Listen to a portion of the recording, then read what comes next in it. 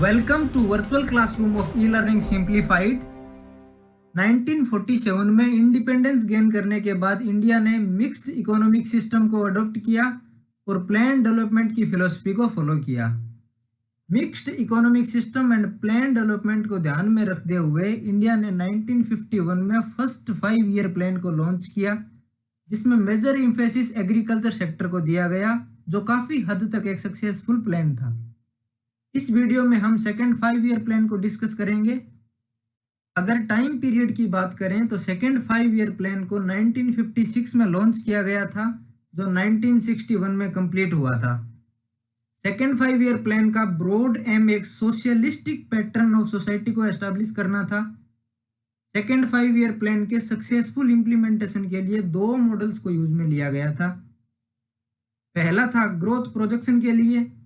Growth projection के लिए Herod-Domar model को यूज किया गया था।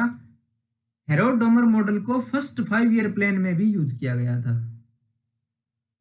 सेकंड, रिसोर्सेज के एलोकेशन के लिए 2 और 4 सेक्टर मॉडल को यूज किया गया था, जो प्रिपेयर किया था प्रोफेसर पीसी महलनोबिस ने। सेकेंड 5 ईयर प्लान के फोकस एरियाज को 2 कैटेगरीज में समराइज किया जा सकता है। फर्स्ट है रैपिड इंडस्ट्रियलाइजेशन के लिए हेवी एंड बेसिक इंडस्ट्रीज को डेवलप करना। Second, long run economic growth को मैक्सिमाइज करने के लिए स्ट्रॉन्ग पब्लिक सेक्टर को डेवलप करना। सेकेंड 5 ईयर प्लान को इंप्लीमेंट करने के लिए टोटल बजट आउटले था 48 बिलियन रुपीज का। जब सेकेंड 5 ईयर प्लान को लॉन्च किया गया था तब कंट्री में इकोनॉमिक स्टेबिलिटी थी और इस प्लान में कैपिटल को इंपोर्ट करने के लिए फॉरेन लोन्स को एडवोकेट किया गया था।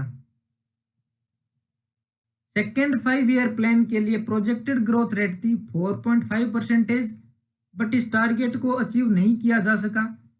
जब 1961 में इस प्लान का टाइम पीरियड कंप्लीट हुआ तब एक्चुअल ग्रोथ रेट थी 4.3%। अब सेकेंड 5 ईयर प्लान के ऑब्जेक्टिव्स एंड उन ऑब्जेक्टिव्स को अचीव करने के लिए जो अप्रोच अडॉप्ट की गई थी उसको डिस्कस करते हैं। सेकेंड 5 ईयर प्लान के ऑब्जेक्टिव्स को 4 ब्रॉड एरियाज में डिवाइड किया जा सकता है। फर्स्ट है इकोनॉमिक ग्रोथ के लिए नेशनल इनकम को इंक्रीज करना। सेकेंड है एम्प्लॉयमेंट रेट को इंक्रीज करना। थर्ड है सोशलिस्टिक पैटर्न ऑफ सोसाइटी को एस्टैब्लिश करना। And fourth and significant objective ये था कि इन तीनों ऑब्जेक्टिव्स को डेमोक्रेटिक फ्रेमवर्क के अंदर ही अचीव करना है। अब बात करते हैं इन ऑब्जेक्टिव्स को अचीव करने के लिए जो अप्रोच अडॉप्ट की गई थी उसके बारे में। ए, नेशनल इनकम को इंक्रीज करने के लिए इन्वेस्टमेंट को बूस्ट किया गया। सेकंड, एम्प्लॉयमेंट को इंक्रीज करने के लिए लेबर इंटेंसिव प्रोडक्शन टेक्निक को काम में लिया गया।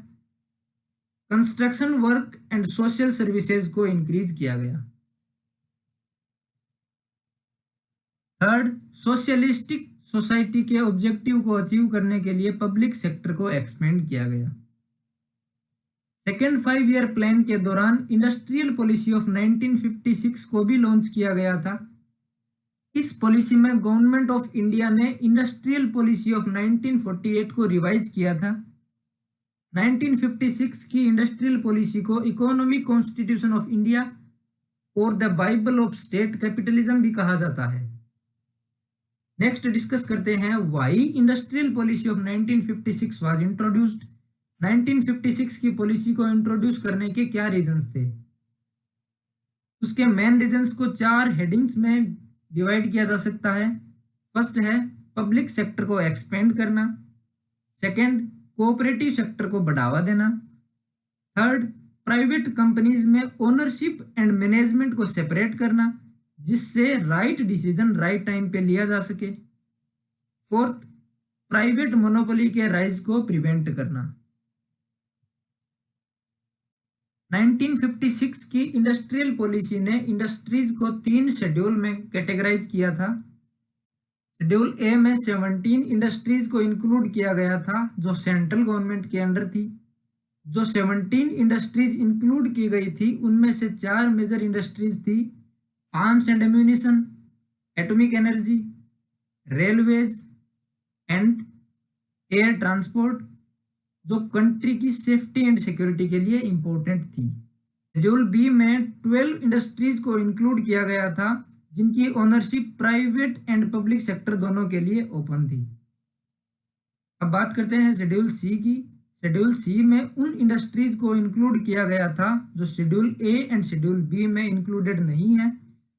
ये सारी इंडस्ट्रीज प्राइवेट प्लेयर्स के लिए ओपन थी।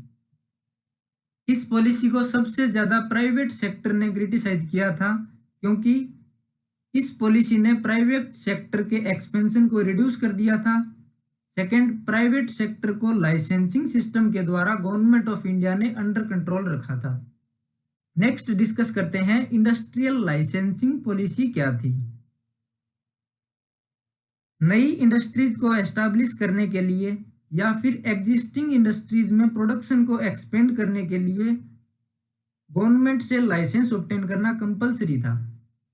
सेकंड, रीजनल डिस्पैरिटीज को रिड्यूस करने के लिए इकोनॉमिकली बैकवर्ड रीजन में इंडस्ट्री एस्टैब्लिश करने के लिए इजी लाइसेंसिंग को अडॉप्ट किया गया।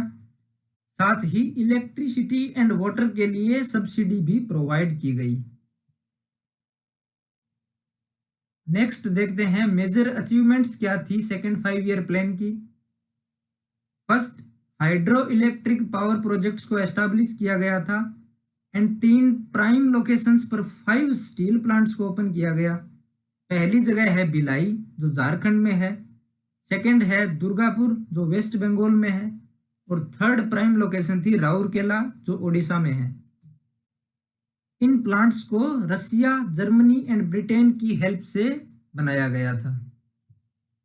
सेकंड, कोल प्रोडक्शन में इंक्रीमेंट हुआ था सेकंड 5 ईयर प्लान में।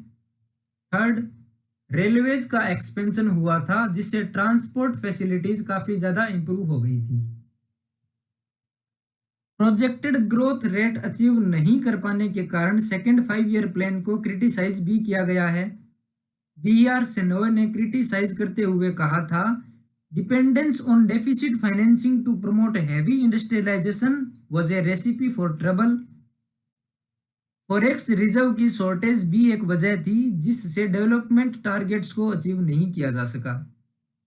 सेकंड, इंडस्ट्रियलाइजेशन को प्रमोट करने की वजह से फूड प्रोडक्शन डिक्लाइन हो गया था जिसकी वजह से 30% तक का प्राइस राइज भी हो गया था।